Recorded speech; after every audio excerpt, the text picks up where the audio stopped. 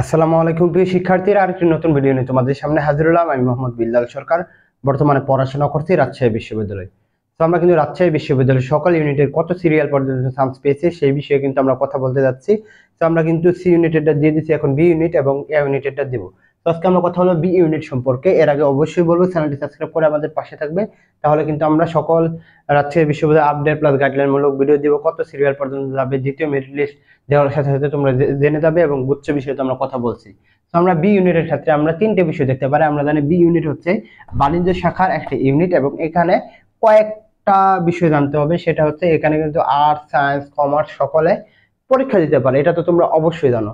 তো arts, science, commerce পরীক্ষা দেওয়ার কারণে কিন্তু এখানে কাটমার্কটা প্লাস এখানে সিরিয়ালটা তেমন বোঝা যায় না, যেহেতু সবাই এখানে পরীক্ষা দেয়।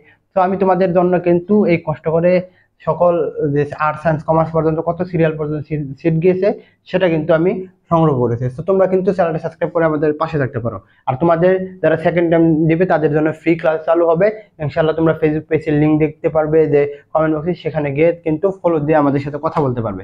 তো আমরা শুরু করি। তো আমরা সায়েন্স থেকে দেখতে পারতেছি রাজশাহী বিশ্ববিদ্যালয় বি ইউনিটের গিয়েছে কিন্তু এস দ্বারা সায়েন্সকে বুঝেছে 157 পর্যন্ত সিরিয়াল গিয়েছে। আবার আর্টস মানবিক থেকে গিয়েছে কিন্তু শুধু 26 পর্যন্ত। আর সি কমার্স থেকে কিন্তু গিয়েছে 412 পর্যন্ত গিয়েছে কিন্তু এই প্রথম মেরিট লিস্টে।